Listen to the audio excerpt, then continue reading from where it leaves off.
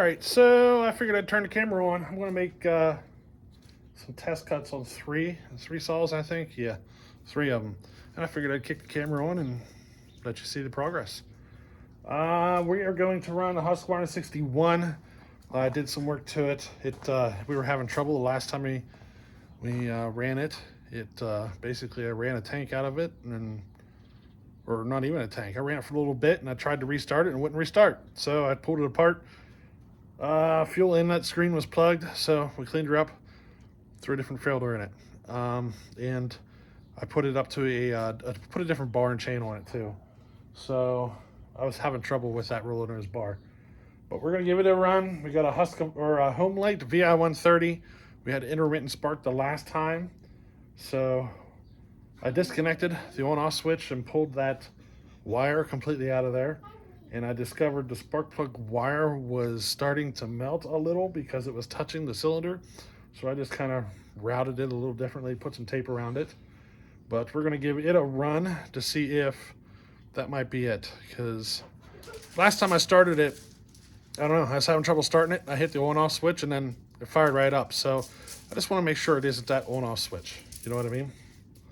And also whenever I pulled the wire off the on-off switch, it pulled apart. Like the end of it just pulled right out of it. So you know what I mean. That little clippy thing, the wire just pulled out of it. So I don't know. We might have an on-off switch problem. And then I might even run this Homelight, this other Homelight, the 870, just real quick. We'll see. Don't really need to test on it. Just making sure it's still running good. You know what I mean?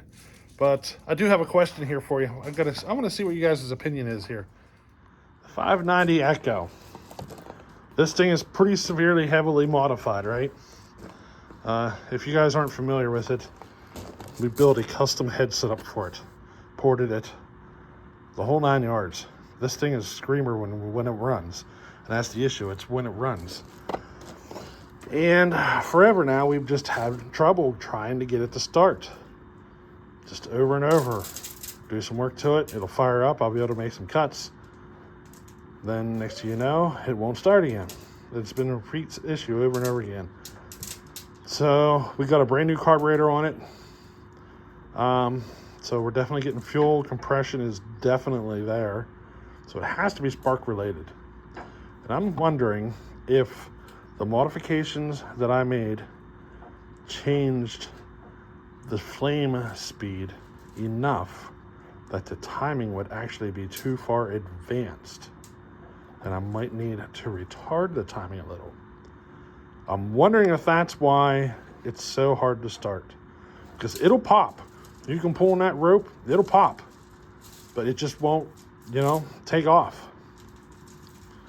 And the pop almost makes me, it almost does feel like it's, the timing is too far advanced. It's popping and it gets a nice tug on the rope, trying to pull it out of your hands and stuff. And I think the timing might be too far advanced at factory setting for the modifications that I made. And I'm wondering how much of a difference does it make, with your flame speed and all that stuff whenever, you do things like a custom head build. I don't know. Maybe somebody out there knows the answer to that one. But I think I was thinking about completely modifying the ignition system and putting something else in there. But before I do that, I think I'm going to back the timing out just a little bit and see if that helps. See if that changes it. You know what I mean? We can get it to start every once in a while, but getting it to start an easy start and all that stuff, like start repeatedly every time, it just ain't there. I wonder if it's just a timing issue because of the modifications. All right, let me grab this 61. We'll start off with it, make some cuts. You're gonna notice we're down to what? 1, 2, 3, 4, 5, 6, 7, 8, 9, 10 or 11 logs out of this triaxle load. That's all that's left. There's two big ones here. The one big one we're saving for a special video, and the other big one I'm gonna dig out of there and save it for the event in July. But 11 logs plus the 2 runners on the ground. So 13 logs left to cut. I probably won't even fire the tractor up. I'll probably just cut everything sitting right here. You know what I mean? So Heck, by the end of today here, by the time we're done, half of this might be cut up. So yeah, let me grab the 61.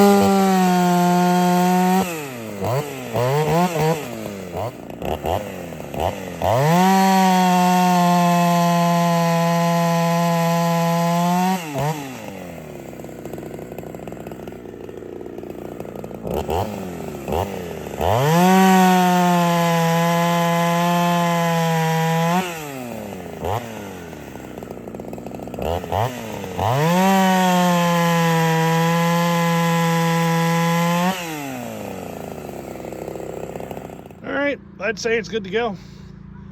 Chain's not 100%, but I mean it's really good. Chain's, you know, just fine, but it's not 100%. Yeah, let's go to the next one. This might turn into a quick little session. Hopefully she goes.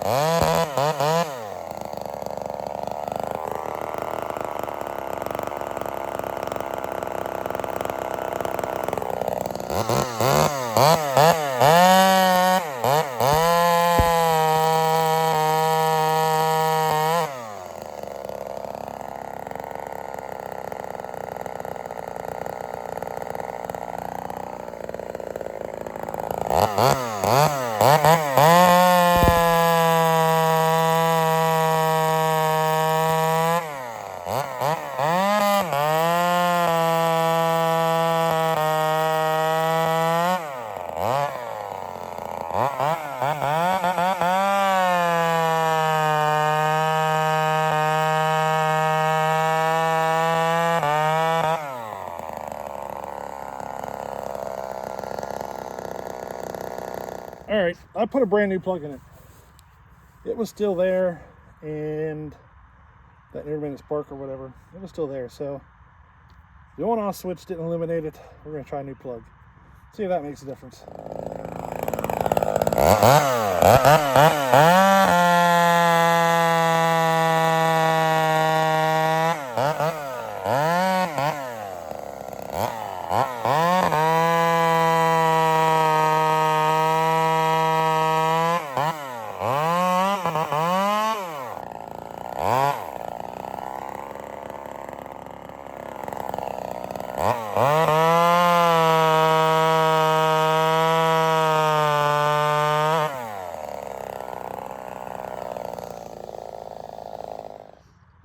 plug didn't fix it, so everything left is going to be the coil.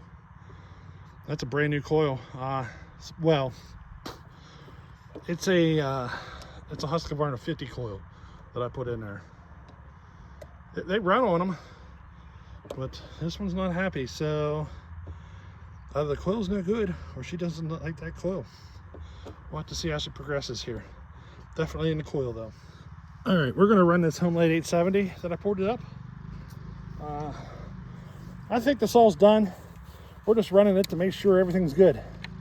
You know what I mean? I think this all's done now. I haven't been finding any issues, so now it's like running it a few times, making sure nothing's going to break on us. You know what I mean? Which, you know, it's always a possibility, but making sure everything's running, you know, like it should at least. All right, let's give her a go. Homelite XL 870. She's 82 cc's. She's ported. Top end swap out. I swapped it out with a top end from a 925. So let's go.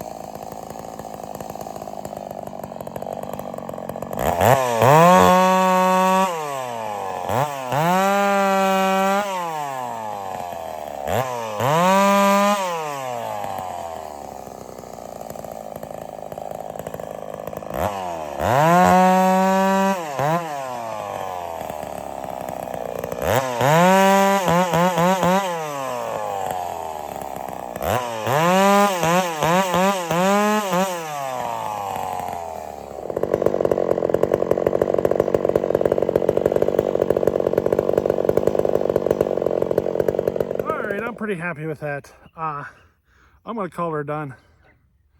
I don't see anything. The tune on the, if you see me tuning it, I'm playing with the low speed circuit. The high speed circuit's spot on, it seems. This is the low speed circuit, so I'm finding that sweet spot for the idle. She's wanting to idle at a lower RPM than what I'm used to, really. That's all. If I try to make it idle a little higher, it opens the butterfly a little too much, and kind of reminds you of like an air leak. Kind of slow getting off of you know, the full RPM side of it. So when you let out the trigger, it gets kind of slow to return to idle. It's because I'm opening the butterfly a little too far to push the idle up, and it's allowing air through, you know what I mean?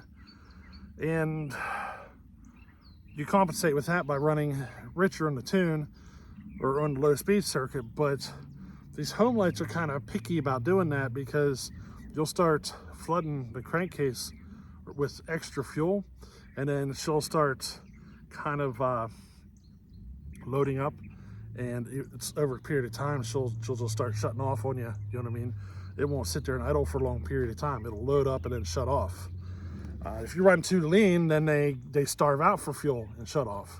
And these home lights are very meticulous. I've never tuned one that wasn't very finicky about finding that sweet spot, and this one is no different. You know what I mean? It is a very very small window to find that tune. So yeah, I'm literally, I can't find anything at all to complain about with that saw. Not at all. Did you notice how she's wanting a 4-stroke at a lower RPM than what she's cutting? I kind of picked up on that pretty quick. I didn't know if you guys noticed it.